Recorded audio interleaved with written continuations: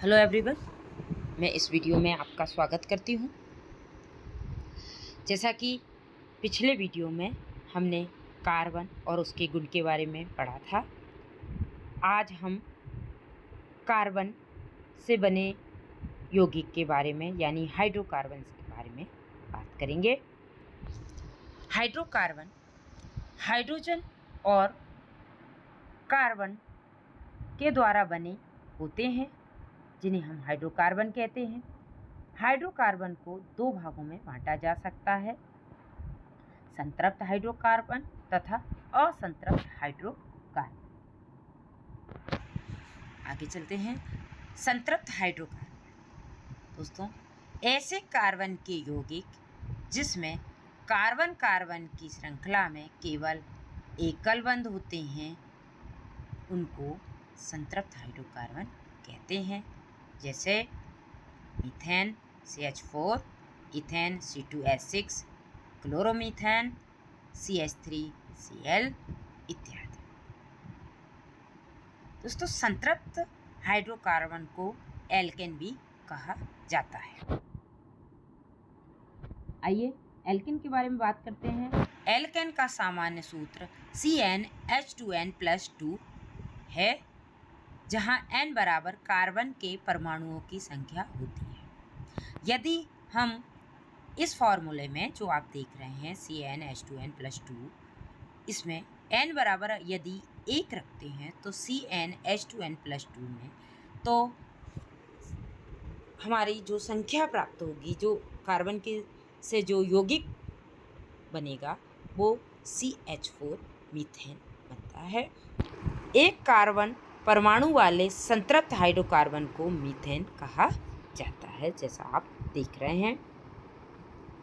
अब हम दोस्तों असंतृप्त हाइड्रोकार्बन की बात करते हैं।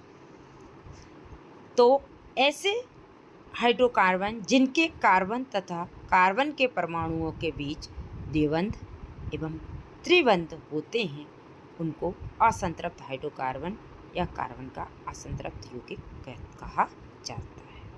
जैसे उदाहरण के लिए इथिलीन, एसिटिलीन आदि। असंतृप्त हाइड्रोकार्बन को पुनः दो भागों में विभक्त किया जा सकता है, द्विबंध वाले हाइड्रोकार्बन तथा त्रिबंध वाले हाइड्रोकार्बन।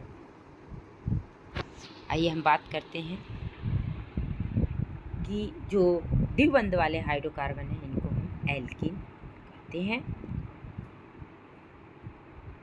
जो जैसा कि आप देख रहे हैं, द्विबंध वाले या दोहरे बंध वाले हाइड्रोकार्बन असंतृप्त हाइड्रोकार्बन जिनमें किसी दो कार्बन के परमाणुओं के बीच दोहरा आबंध होते हैं को हम एल्कीन का नाम से पुकारते हैं।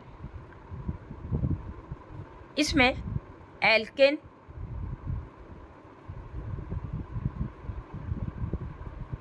केन प्लस कीन इजिकल टू एल्कीन नाम से इसलिए पुकारा जाता है। एल्कीन का सामान्य सूत्र CnH2n होता है। यदि हम वहाँ हमने दोस्तों जैसे n बराबर 1 रखा या 2 रखा, और यहाँ यदि हम n बराबर 3 रखते हैं तो CnH2n में जो हमें यौगिक प्राप्त होगा वो C3H6 यानी प्रोपीन प्राप्त होता है, जैसा कि आप स्क्रीन में देख रहे हैं। इस असंतृप्त हाइड्रोकार्बन को हम प्रोपीन कहते हैं। आइए आगे बात करते हैं।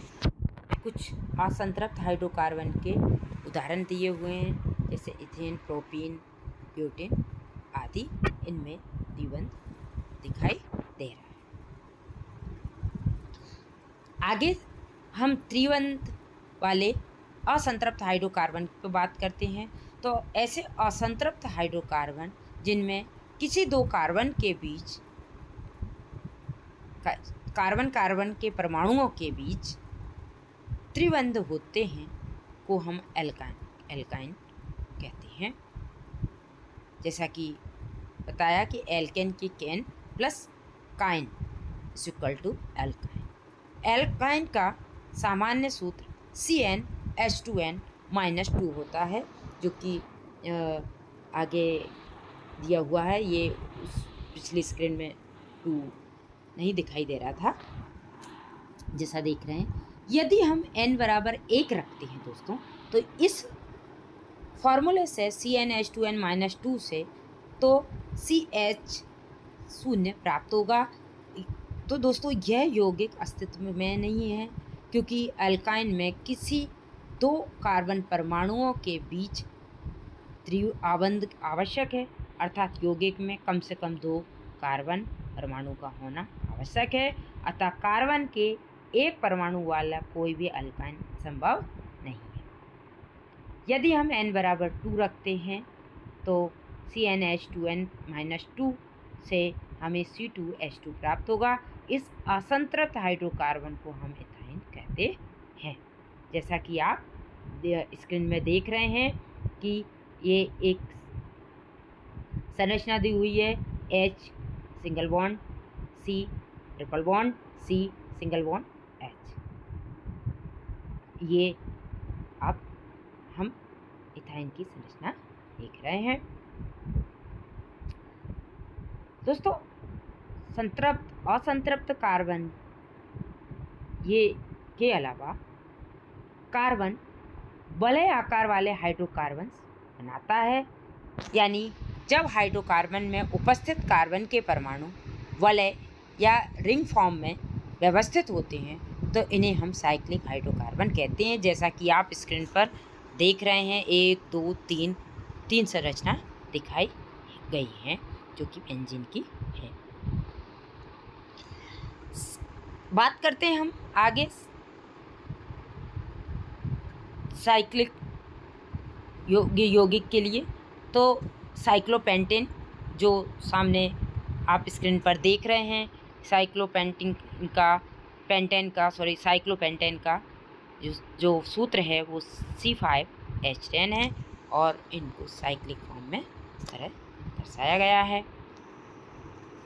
साइक्लोहेक्सेन, इसमें हेक्सेन यानी 6 कार्बन है, तो ये साइक्लोहेक्सेन की संरचना सामने आप देख रहे हैं।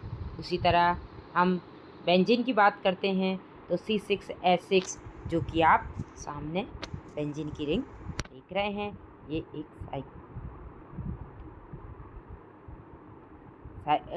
ये एक चक्रीय संरचना कार्बन की है। आज के लिए इतना ही। धन्यवाद। टेक केयर दोस्तों।